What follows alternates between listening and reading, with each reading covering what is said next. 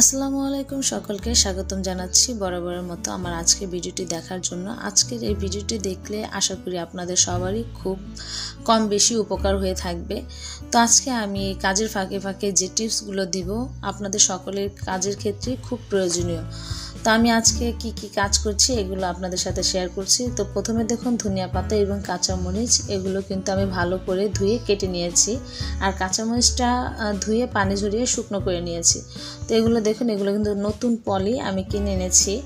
এই পলির মধ্যে আমি ধনিয়া পাতাটা রাখবো। এটা শুধু মানে ঈদ যে বা রোজার জন্য তাই নয়, আমার এটা একেবারে ঈদ পর্যন্ত চলে যাবে। ধনিয়া পাতাগুলো আমি এই পলিথিনের মধ্যে সব ঢেলে নিয়েছি।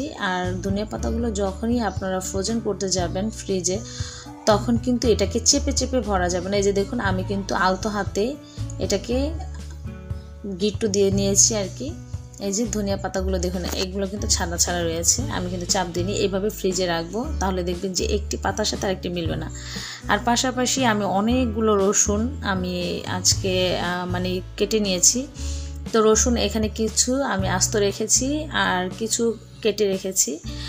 তো এই যে দেখুন, কাঁচামরিচ এবং ধনিয়া পাতা আমি কিন্তু ফ্রিজে প্রায় 2-3 মাস আগে যে ফ্রোজেন করেছিলাম, এটা আপনাদের সাথে শেয়ার করছি। দেখুন কাঁচামরিচগুলো কত সুন্দর, মনে হয় যে এখনই মাত্র মানে বের করেছি আর কি, তাজা কাঁচামরিচ বের করেছি এরকম মনে হচ্ছে। আর এই যে ধনিয়া পাতাগুলো দেখুন, এগুলো কিন্তু একটার সাথে একটা মেলেনি, কোনোটাই কিন্তু মেলেনি। তো এইভাবেই আপনারা যদি ধনিয়া পাতা ফ্রোজেন করেন কাঁচামরিচ, তাহলে অনেক দিন খেতে পারবেন। তবে অবশ্যই আপনাকে ধনিয়া পাতাটা ফ্রিজ থেকে বের করার সময় বেশিক্ষণ কিন্তু বাইরে রাখা যাবে না, সাথে সাথে আবার ফ্রিজে ফ্রোজেন করে রাখতে হবে। তো এখন আমি বুটগুলো আমি কিভাবে সংরক্ষণ করছি, বুট এবং ডাল, সেটা আপনাদের সাথে শেয়ার করছি। তো বুটগুলো কিন্তু আমি গতকাল রাত্রে ভিজিয়ে রেখেছিলাম। এখন এগুলোকে ভালো করে ধুয়ে নেব। ধুয়ে নেওয়ার পরে এগুলোকে আমি সেদ্ধ করতে দেব। আমার ধোয়া কিন্তু শেষ। আমি বিশেষ করে ওই বাটির মধ্যে মানে গামলার মধ্যে ধুতে ভালো লাগছিল না, তাই বেসিনের মধ্যে ঢেলে ধুয়ে নিয়েছি। ডালগুলো এখানে 1 কেজি ডাল, আর বুটও কিন্তু 1 কেজি আছে। তো বুটগুলোকে আমি সেদ্ধ করে নেব, একটু বেশি পানি দিয়ে সেদ্ধ করে নেব। এখন এটার মধ্যে দিয়ে দিব লবণ এবং হলুদের গুঁড়া। এটা দিলে কি বুটটা আর কি দেখতে সুন্দর লাগে আর কালো হয় না। আচ্ছা, আপনি হলুদ আর লবণ ছাড়া বুটটা কিন্তু সেদ্ধ করলে কালো কালো দেখা যায়। এখন এটাকে আমি ওয়াশ করে নেব।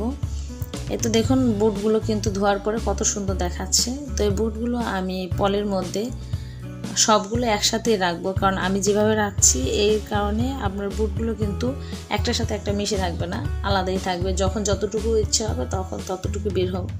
আমি কিন্তু ভাই ওরকম এত সাজগোজ করাতে পারি না, আমার যেটাতে মানে সহজ মনে হয় আমি ওভাবেই কাজ করি। আমি বক্সে রাখিনি, কারণ বক্সে রাখতে গেলে অনেক জায়গা দরকার হয় ফ্রিজে। আমার ফ্রিজ কিন্তু এত বড় নয়, তাই আমি পলিতে রাখার চেষ্টা করি। আর এই যে 3 দিনের জন্য আমি ডাল ব্যালেন্স করে নিয়েছি। আমি একটা বক্সের মধ্যে 3 ভাগ করে রেখেছি, কারণ আমি প্রতিদিন এক খাবার খেতে পছন্দ করি না, এক দিন এক খাবার পছন্দ করি। আর এই যে ডালগুলো আমি কিন্তু আস্তই রেখে দিয়েছি, যখন দরকার হবে বের করে যতটুকু প্রয়োজন ততটুকু ডাল বেটে আমি পেঁয়াজও তৈরি করব। আর ব্যালেন্ডার পেঁয়াজটা আমার কাছে বেশি ভালো লাগে না, পাটা পুতোতে মানে পাটার মধ্যে বেটে করাটাই আমার কাছে ভালো লাগে। তো আজকে যেহেতু অনেক কাজ ছিল, তাই ব্যালেন্ডার করে নিয়েছিলাম এই ডাল। তো এখন দেখুন এই যে রসুন কিন্তু আমি অনেকগুলো রসুন, এখানে এতগুলো রসুন আমি বাটবো না, কারণ বেশি দিন মশলা আমার কাছে আসলে ভালো লাগে না খেতে। এই মনে করেন 15-20 দিন যাবে এরকম আমি রসুন আর আদা এটাকে ব্লেন্ডার করে নেব। তো এই যে আমি কিন্তু আদাও কিন্তু এখানে 1 কেজি আদা এবং 1.5 কেজি রসুন, এগুলো কিন্তু আমি কেটে যতটুকু প্রয়োজন ততটুকু কিন্তু আমি মানে ব্লেন্ড করে নিয়েছি।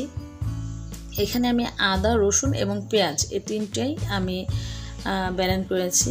তো পেঁয়াজটা একটু বেশি করেছি, কারণ পেঁয়াজটা আমার একটু বেশি লাগে। এই যে হচ্ছে পেঁয়াজ বাটা, আর এটা হচ্ছে পেঁয়াজ কুচি করে রেখেছি, আর হচ্ছে আদা রসুন এই তো। আর এই বক্সটার মধ্যে আমি 4 ভাগে যে প্রতিদিন ইউজ করব ওরকম রেখেছি। এখানে রসুন, আদা এবং পেঁয়াজ, রসুনটা বেশি রেখেছি কারণ রসুনটা আমার একটু বেশি খাওয়া পড়ে।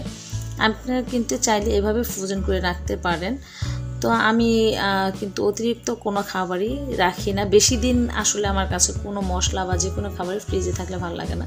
তো এই যেভাবে করে আমি কিন্তু ফ্রিজের মধ্যে এখন এগুলো সংরক্ষণ করব, যখন আবার শেষ হবে তাতে বের করে আমি এগুলোকে ব্লেন্ড করে নেব। আর এই যে দেখুন শসা এবং গাজর আমি এগুলো কিন্তু এই যে শপিং ব্যাগগুলো আছে এটার মধ্যে সংগ্রহ করব, প্রায় 1 মাস কিন্তু আমার চলে যাবে রোজার মাসে। আর এই পেয়ারাগুলো কিন্তু আমি শপিং ব্যাগে রেখে দিচ্ছি, ওই যে পেয়ারার পলিথিন এগুলো সহ 1 মাসের মধ্যে দেখবেন যে আপনার এগুলো কিন্তু নষ্ট হবে না, খেতে পারবেন।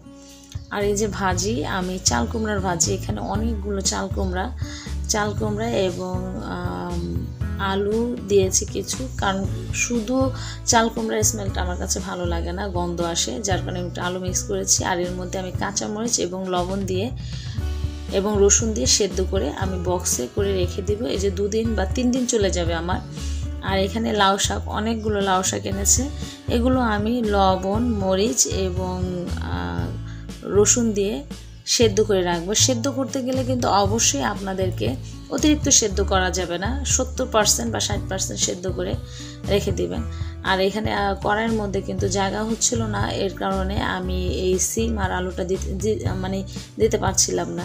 তো শাকগুলো কমার পরে এই যে সিমগুলো দিয়েছি, এটা হচ্ছে বাত্তি সিমটা দিয়ে রান্না করলে কিন্তু খুবই ভালো লাগে। তো বাত্তি সিম এবং আলু দিয়ে এটাকে রেঁধে নিয়েছি। আর এই যে দেখছেন শাকটা কিন্তু অনেকে রান্না করতে লাল হয়ে যায়, আমি কিন্তু ওই যে দিয়ে দিলাম একটু চিনি, সামান্য একটু চিনি যদি শাকের মধ্যে দেওয়া হয় তাহলে শাকটা কিন্তু সবুজই থাকবে আর লাল হবে না। তো এই যে দেখুন আমি কিন্তু এগুলোকে সেদ্ধ করে ফ্রিজে রেখে দিচ্ছি। আর এভাবে করে কিন্তু আপনার যে কোনো শাক সবজি প্রায় 15-20 দিন পর্যন্ত ফ্রিজে রেখে খেতে পারবেন।